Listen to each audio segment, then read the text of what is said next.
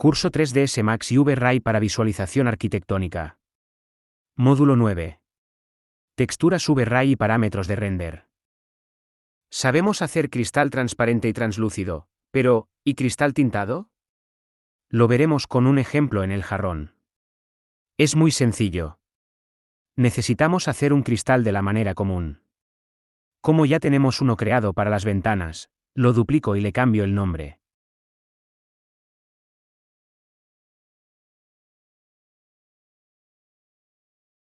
Ya empezamos a tener considerables materiales en la escena. Al igual que mantenemos un orden con las capas en el modelo 3D. También deberíamos intentar mantenerlo aquí. Tenemos dos opciones de layout: horizontal y vertical. A mí personalmente me gusta más trabajar con el vertical, porque la manipulación de nodos crece en horizontal. Los multimateriales que tienen ID de más, podemos optimizarlos. Si queremos ver solo los materiales, podemos esconder todos los hijos, haciendo clic con el botón derecho. Si estás perdido por el visor, quieres centrar la vista en todos los nodos que tienes, pulsas la tecla L. Que es lo mismo que ir al panel de View, y darle a Layout All.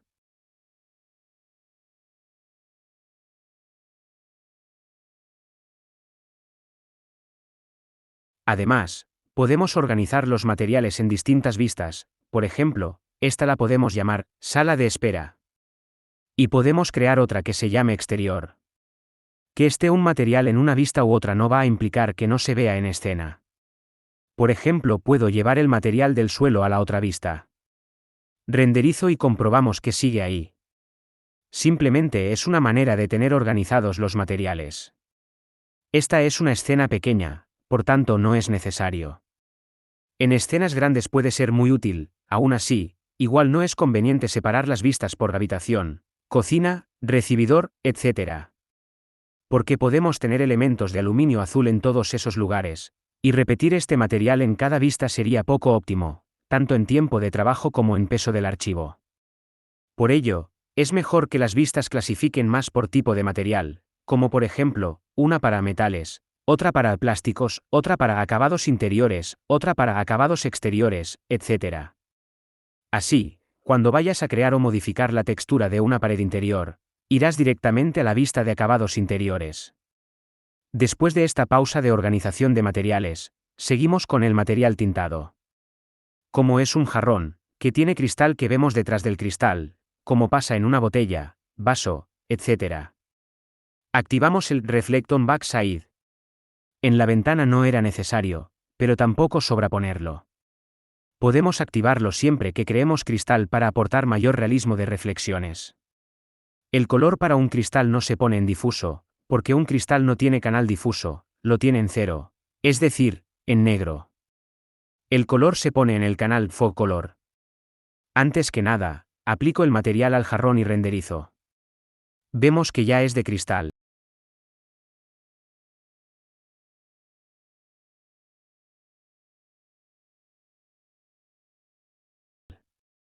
Le pongo el fog color rojo, pero vemos que apenas se ve en el render. No se ve la misma cantidad de tinte en el visor de materiales que en el render. Esto, en este caso, pasa porque tengo el cristal muy fino. Al aplicar el modificador Cell, puse 10 milímetros, porque me parecía un grosor considerable para un cristal. Sin embargo, recordar que este jarrón lo modificamos de manera interactiva. Es decir, lo escalamos manualmente, esto hace que pierda la proporción con las unidades. Aplicar un Cell de 10 milímetros en este caso no equivale a ello. Lo modifico a 100 milímetros. Y vemos que ahora sí se ve rojo. El único elemento modelado por nosotros que falta texturizar es el rodapié. Le pongo el mismo material que el techo. Y le aumento la altura.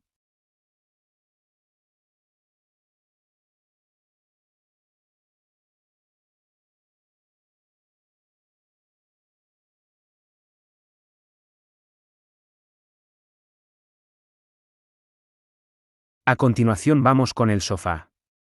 El sofá, en mi caso, era un objeto importado en 3ds Max que ya venía con texturas V-Ray.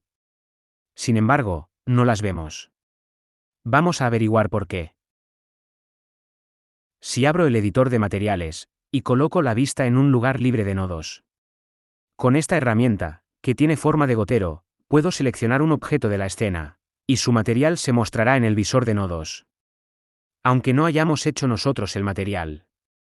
Por ejemplo, selecciono el sofá y nos aparece en el editor de materiales, el material del sofá. Veamos cómo está formado este material. Tiene un multimaterial, que ya conocemos. Un material para el sofá en sí y el otro para las patas. Sin embargo, solo vemos el metal de las patas. Esto es porque se ha perdido la ruta de las texturas del sofá. Hay que reseleccionarlas. Por esto comenté que es aconsejable dejar las texturas de cada modelo descargado, en la misma carpeta en la que esté este, para luego no volvernos locos buscándola en el ordenador. Como ya sabemos, en el difuso va el color, y en el bump va una imagen en blanco y negro, por tanto, sabremos diferenciar cuál va en cada una. Además, el propio nombre de las imágenes lo indica.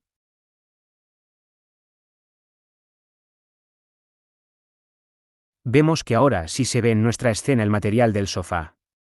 ¿Por qué no se ve en el viewport? Recordamos esta casilla de aquí. Si está desactivada no se ve el material en el viewport. La activamos y vemos cómo ya se ve.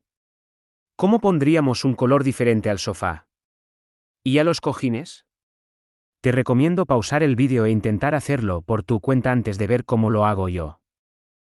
Bien, para cambiar el color del sofá es tan sencillo como usar un nodo RGB Tint. Lo añado y modifico el color al que quiera.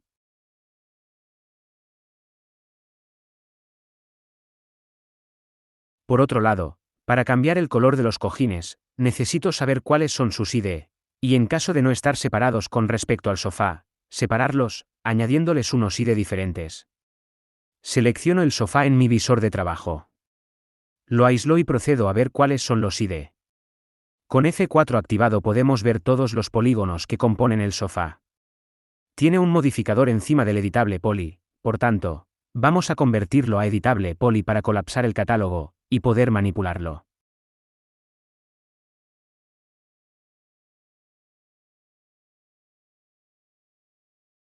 Si en esta casilla pongo 1 y le doy a Select, vemos que se seleccionan todos los polígonos que tengan este ID.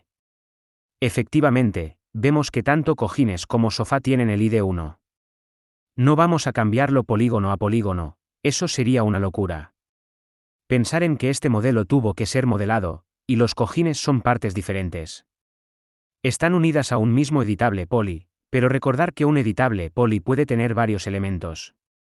Por tanto, con la herramienta de selección de elementos, podemos seleccionar fácilmente los cojines. Los selecciono y les pongo ID 3. Ahora en nuestro multimaterial sofá. Añadimos una entrada. Aparece con un material por defecto, lo eliminamos. Duplico el material de tela que ya tengo, y para cambiarlo de color, simplemente vuelvo a cambiar el RGB Tint.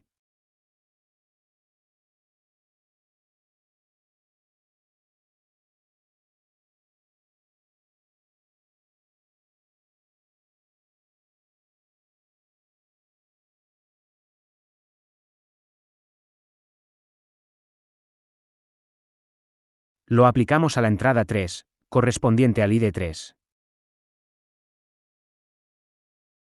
Renderizamos y vemos los cambios. Sin embargo, aunque ponga todos los valores a blanco, vemos que este nodo RGB Tint no es capaz de tintar a blanco un color tan oscuro. Para solucionar esto, modificamos el color oscuro desde la raíz. Es decir, vamos a sus parámetros de imagen, vamos a su panel de salida, llamado Output, activamos el canal de mapa de color de salida, y modificando poco a poco la altura de este punto vemos cómo conseguimos aclarar o oscurecer la imagen.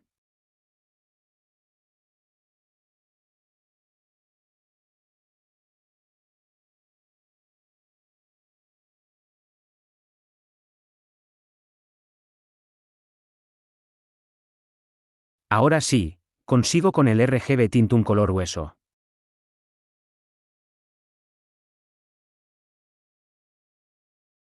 Observar lo que podemos hacer con la textura de azulejos fusionada con dos tintes de sofá.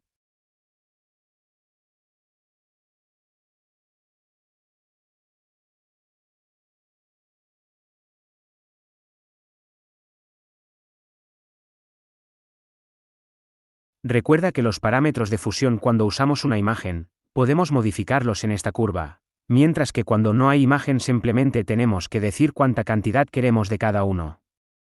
Las posibilidades son infinitas. La clave está en entender cómo funcionan los nodos y las texturas.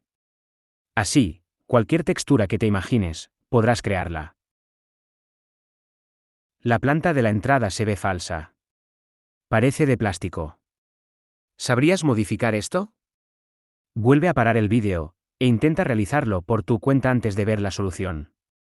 Para modificar la textura de la planta.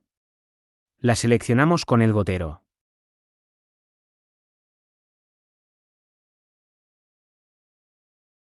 Vemos que al igual que el sofá, ha perdido las rutas de las texturas.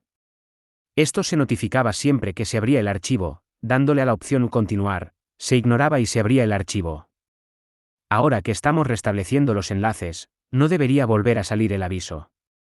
Aplico las imágenes que le faltan, y al renderizar de nuevo vemos que ahora sí tienen una textura de hoja.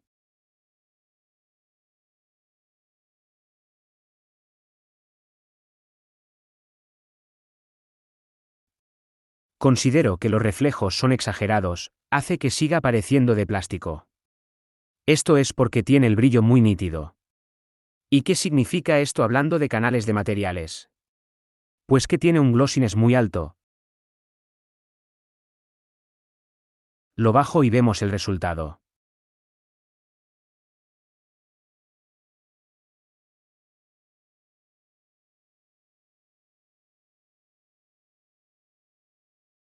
Procedo a texturizar también la maceta y la tierra, así como las plantas pequeñas de la ventana, porque parece que también han perdido sus texturas. Con esto conectamos con las texturas de los árboles. En este caso solo tenemos uno, pero las nociones de texturizado que voy a explicar sirven para cualquiera de los predefinidos de 3ds Max. Si con el gotero del editor de materiales seleccionamos el árbol, vemos su material. Es un multimaterial. Por el nombre, vemos que los tres primeros son los que corresponden a la madera, ya que se llaman tronco y ramas. Le ponemos textura de madera a los tres, puede ser la misma con tintes parecidos. En este caso le pongo la misma a las tres. Recordar activar los tres materiales en el viewport si queremos verlos ahí.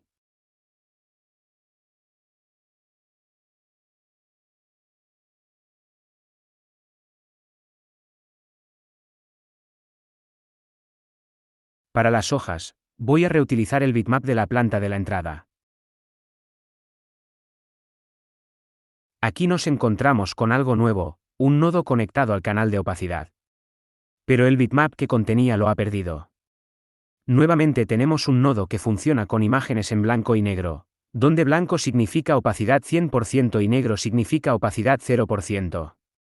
Como siempre, blanco el valor más alto, negro el valor más bajo. Me descargo una imagen buscando Litho Opacity en Google. Vemos que hay muchas posibilidades, incluso puedes dibujar la tuya propia. La añado al bitmap del canal Opacity y renderizo. Ahora vemos cómo el árbol tiene las hojas con la forma que le hemos indicado en el canal de Opacity. Porque la parte negra del canal Opacity la convierte a opacidad 0%, mientras que la parte blanca tiene opacidad 100%.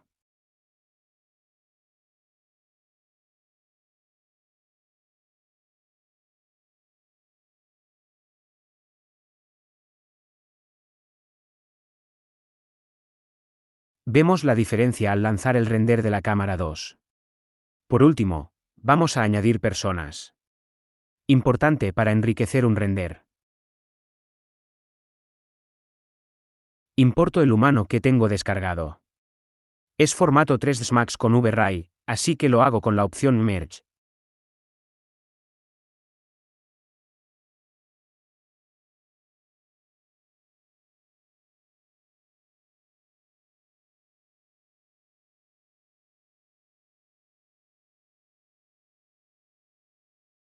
Renderizo y vemos que no tiene textura. Nuevamente, procedemos a solucionarlo, con el gotero en el visor de materiales.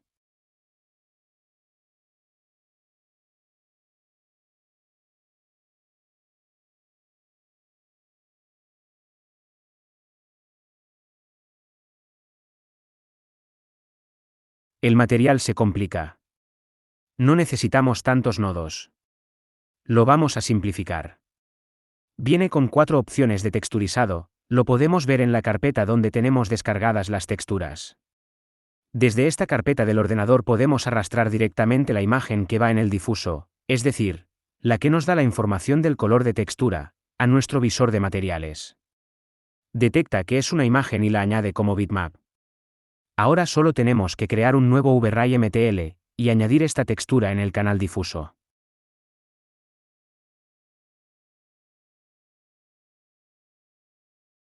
Se lo ponemos a la persona y listo. Es importante saber reconocer los materiales con exceso de nodos que no necesitamos, como ha sido el caso de esta persona descargada. Así como saber simplificarlo a lo que necesitamos, que en este caso era un simple canal difuso. La forma de esta imagen de textura es muy compleja, está desplegada. Esto es un mapa de coordenadas UVW complejo, de un cuerpo complejo. Para elementos 3D simples, inorgánicos, como pueden ser las sillas, las mesas, los cuadros, etc. Con el modificador UVW-Map que hemos visto, podemos aplicar un despliegue que se le ajuste rápidamente. En algunos casos es un despliegue en forma de caja, en otras en forma de esfera, etc. Sin embargo, para un modelo 3D orgánico complejo, como puede ser un humano por ejemplo, ningún despliegue de estos básicos desplegará bien su textura, porque tiene infinidad de direcciones de planos de proyección. Para estos modelos, se realiza un despliegue manual. Una tarea aparte, de especialización de modelado, en la que no entraremos en este curso. La persona descargada, viene en 2 calidades distintas. Si en el render se ve de cerca y necesita buena calidad, es recomendable usar la de mejor calidad, pero en caso de que solo se vaya a ver de lejos, con la estándar está bien, ya que así ahorramos peso de archivo. Vamos a ver los parámetros de render básicos. Ya conocemos dónde cambiar la resolución de aspecto. En la pestaña siguiente, llamada VRay, tenemos los parámetros de tipo de lanzamiento de render. Este puede ser de 2 tipos. Progresivo o bucket. En el progresivo nosotros decimos cuánto tiempo queremos que dedique al render, en render time, en minutos. Es decir, si aquí pongo un 2, el render finalizará al estar en 2 minutos, independientemente de si están resueltas todas las reflexiones o acabados del mismo. Por otro lado, el bucket no termina hasta que resuelva cada resolución, dependiendo de los parámetros de calidad que le proporcionamos. Ambos tienen el parámetro Noise Threshold, donde determinamos la calidad de render. Digamos que es el ruido permitido de imagen. Cuanto más pequeño el valor, menos ruido, por tanto mejor calidad. En el bucket, bajar este parámetro causará más tiempo de render y más calidad, mientras que en el progresivo, el tiempo seguirá siendo el mismo indicado, y puede que no llegue a la calidad pedida en todas partes. Si haces zoom y ves pixelado muy rápido, no es problema del Noise Threshold, esto tiene que ver con la cantidad de píxeles que tiene la imagen, es decir, por su tamaño, cuya configuración encontramos en la pestaña anterior. El número mínimo y máximo de subdivisiones representa la cantidad de veces que calcula un píxel. Es decir, como mínimo una vez, no obligamos a repetir el cálculo de ninguno, pero como máximo 24. Normalmente uno como mínimo funciona bien, pero para mejorar resultados, solo a la hora de hacer el render final, podemos cambiarlos a 2 y 50 respectivamente. Además, para renders finales, aconsejo usar el tipo bucket, con un Noise Threshold de 0,001. Sin embargo, mientras trabajamos en el archivo, es conveniente usar el progresivo, con un noise de 0,01, para ver resultados más rápidos mientras trabajamos, y así solo pararnos en calidad en el render final, o en previsualizaciones puntuales. Consejo: guardar justo antes de lanzar el render final. Ese que puede tardar media hora o 1 hora según la escena. Por si pasara algo, tener todo guardado en el archivo, incluido los parámetros de render que elegimos para lanzarlo. Algo que suele pasar también, es que queremos ver el resultado final, con los parámetros finales de render, de una parte de la imagen. Y lanzar el render y esperar a que llegue a ese elemento o elementos en cuestión, no es lo idóneo. Para estos casos, usamos la región de render. Está en un icono en la parte superior, en la que se muestra un recuadro dentro de otro. Al activarlo, nos deja seleccionar una región. Entonces al lanzar el render, solo la hará de lo contenido en el recuadro. Una vez terminado de configurar esto, desactivamos la opción y volvemos a renderizar, y hará el render del conjunto nuevamente.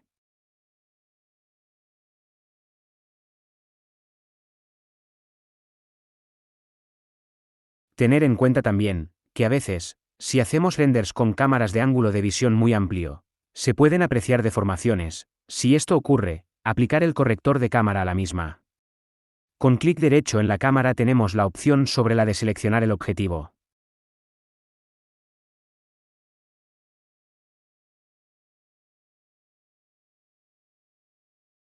Si recordamos, a la hora de importar el plano de las paredes de la habitación, hemos levantado, es decir, extruido, todos los elementos de una capa con la misma altura. Muchas veces esto no nos serviría, ya que tendremos muros con diferentes alturas. Si traemos el plano organizado en diferentes capas, podríamos aplicar a una capa un cierto extrude y a otra otro, etc. O también tenemos la opción, que siendo de la misma capa, una vez convertido a editable poly, podemos manejar la altura de todos por individual.